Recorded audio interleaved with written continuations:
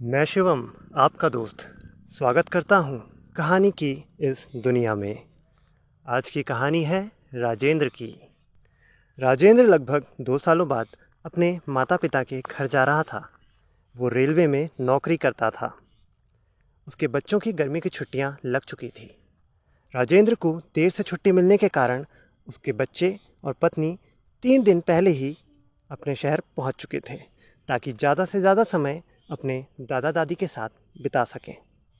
जब राजेंद्र की ट्रेन शहर पहुंची, तब तक रात के 2 बज चुके थे। बाहर आते ही एक ऑटो वाले ने राजेंद्र से पूछा, कहाँ जाएंगे साहब? सहारा कॉलोनी 2 किलोमीटर दूर है। 250 रुपये किराया लगेगा साहब। क्या 250 रुपये? राजेंद्र ने मन ही मन सोचा, रात में रिक्शा वाले मनमाना दाम वसूलते हैं।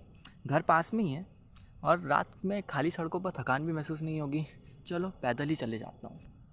रहने दो, मैं पैदल ही चले जाऊँगा। हाँ हाँ, जाओ जाओ, अगर वो मोहद्दे तुम्हें अपने घर तक जाने दे तो। राजेंद्र उसकी बात समझ ही नहीं पाया, पर वो उसकी खींच समझ गया था, जिसे नज़रअंदाज करते हुए वो आगे बढ़ा। उसके मन में रिक्शा वाले की कही बात घूम रही थी और सामने आने वाले मोड़ के बाद उसे सारी बातें समझ आ गई। आगे का रास्ता शमशान के सामने से होकर जाता था। शहर में यह बात प्रचलित थी कि रात में यहाँ पर लोगों ने भूतों को देखा है और कई ने तो अपना मानसिक संतुलन भी गंवा दिया है। कुछ की डर के मारे मौत भी हो चुकी है। आगे का वो रास्ता कुछ ज़्यादा ही लाइटों से घिरा हुआ था।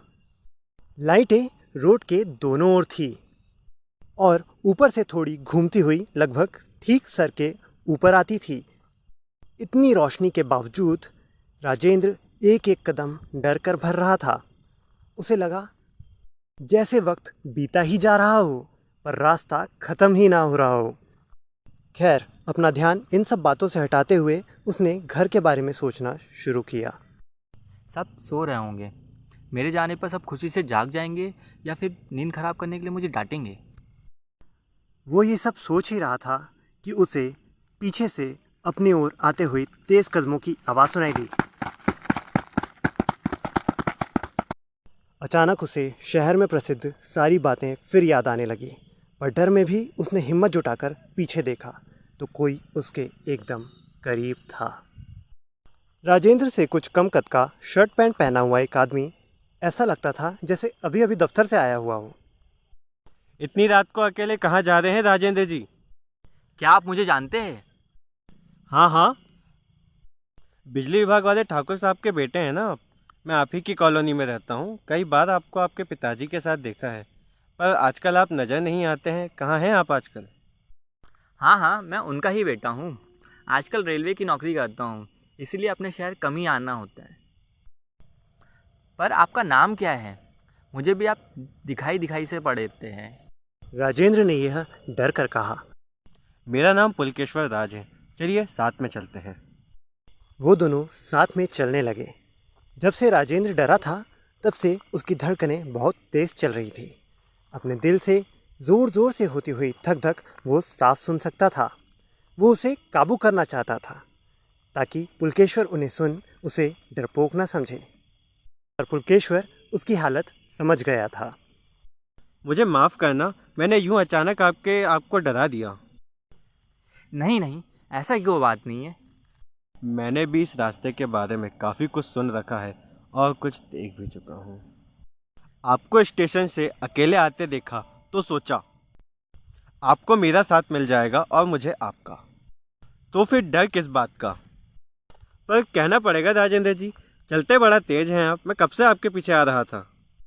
अच्छा, शायद पुलकेश्वर उसे डरपोक ही तो कह रहा था। अपनी बहादुरी साबित करने के लिए राजेंद्र ने कहा, ये भूतों की बातें अफवाहें हैं।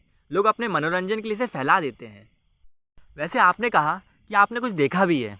ज़रा बताइए तो कि आपने क्या देखा है, ज़रा हम भी तो सुने। अच्छा, सुनना है आपको? ठीक है, बताता हूँ मैं। कोई बड़ी घटना नहीं है। उस दिन रात में इसी रास्ते से जा रहा था कि अचानक, उस समय यहाँ इतनी लाइटें नहीं होती थी। जो लगी थी उसमें भी आधी बंद थी।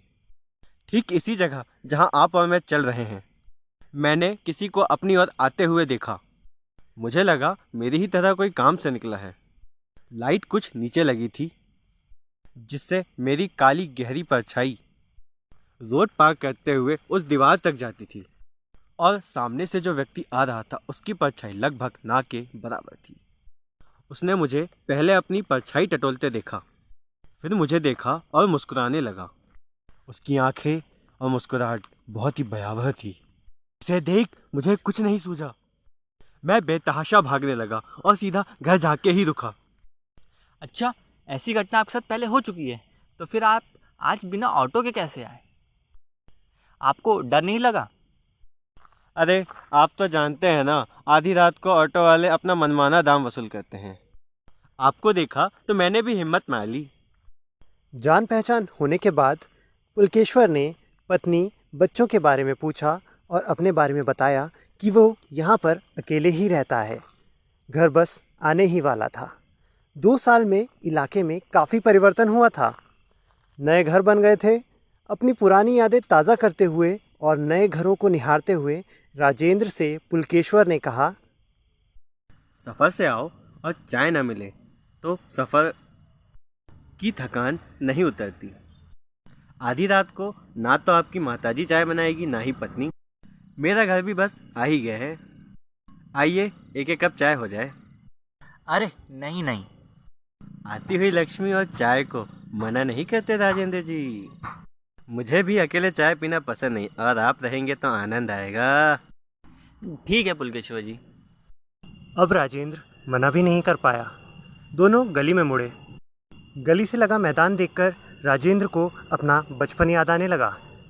वो रोज़ यहाँ कैसे खेला करता था, एक भी दिन नागा नहीं होता था। साथ ही उसे याद आए एक अंकल जिनका घर मैदान से ही लगा हुआ था। वो अकेले ही रहते थे।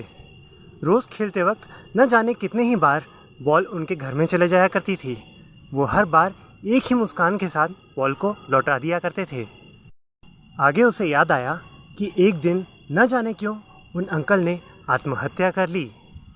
बस वो एक ही दिन था जिस दिन राजेंद्र ने वहाँ पर नहीं खेला। जब वो मैदान में पहुँचा, उसने देखा उस घर में मातम का माहौल है। उस दिन वहाँ ना खेलने का विचार उसने किया और उसके सारे दोस्त वहीं से लौट गए। पुलकेश्वर का घर आ गया था। उसने गेट खोला, पर राजेंद्र अपनी जगह पर जैसे जम सा गया था। वो आगे नहीं आया, क्योंकि ये घर वही था जहाँ वो अंकल रहा करते थे। अब राजेंद्र को याद आ गया था कि उसने पुलकेश्वर राज की शक्ल कहाँ देखी है। वो बचपन में उसकी बॉल लौटाने वाले वही अंकल थे। उसका दिमाग जैसे सुन्न पड़ गया था। वो भागना चाहता था, पर उसके हाथ पैर जैसे जम गए थे। पुलकेश्वर मुस्कुराते हुए पलटा और कहा, मुझे पहचान गए राजेंद्र। आओ मेरे पास आओ राजेंद्र। इतना सुनना था कि राजेंद्र पूरा दम लगाकर दूर मुख्य सड़क पर लगी उस लाइट की ओर दौड़ पड़ा। पर किसी ने उसकी कमीज को दोनों कंधों की ओर से जोर से पकड़ा और उसे पीछे खींचा, जिससे वो गिर गया। जब उसने पलट कर देखा तो पुलकेश्वर अब भी अपने गेट पर खड़ा मुस्कुरा रहा था। उसकी मुस्कान भयावह थी। वह फिर उठा, पूरी ताकत से, पूरी जान लगाकर पूरी कोशिश करने लगा और फिर भागने लगा। लेकिन एक बार फिर उसे किसी ने पीछे से पकड़कर खींचा और वो पूरी तरह से गिर गया। इतने में सामने से एक टॉर्च की रोशनी उसके मुख पर पड़ी और पीछे से खींचने वाले हाथों ने उसे छोड़ दिया। राजेंद्र ने सामने देखा, एक हाथ में डंडा, एक हाथ में टॉर्च लिए सीटी बजाता हुआ एक गोरखा उसकी ओर आ रहा था। ए, क्या क्या क्या कर रहे हो? हाँ, चोर हो क्या? चोरी कर रहे हो? मैं राजेंद्र हूँ, इसी कॉलोनी में रहता हूँ। राजेंद्र ने उसे अपना परिचय दिया और घर तक छोड़ने का आग्रह किया। गोरखा ने उसकी बात समझी और उसे घर तक छोड़ने के लिए तैयार हो गया। राजेंद्र ने सारी घटना गोरखा को बताई। तब गोरखे ने कहा कि उसने भी पुलकेश्वर राज के दिखने की बात सुनी है, पर वो शायद अपने पहचान वालों को ही नजर आते हैं। घर आने के बाद राजेंद्र ने अपने परिवार को इस बारे में कुछ नहीं बताया। वो रात भर नहीं सो पाया। सुबह होने पर उसे थोड़ी बहुत नींद आई। उठने के बाद उसने अपने पिताजी से बातों ही बातों में पुलकेश्वर राज की बात पूछी कि आखिर उन्हें क्या हो गया था। और उन्होंने आखिर आत्महत्या क्यों कर ली थी। इस पर उसके पिताजी ने जवाब दिया, अरे बेटा, पता नहीं, एक रात वो बदनाम रास्ते पर पता नहीं उनके साथ क्या हादसा हो गया। उसके बाद से तो पता नहीं कैसे कैसी हरकतें करने लगे, दिमागी संतुलन खो गया था उनका। और एक दिन अचानक आत्महत्या कर ली। कोई रहता भी नहीं था साथ में, किसी ने देखभाल तक नहीं की, बेचारे। राजेंद्र आज भी सोचकर डर जाता है कि अगर वो घर के अंदर चले जाता तो उसके साथ क्या होता।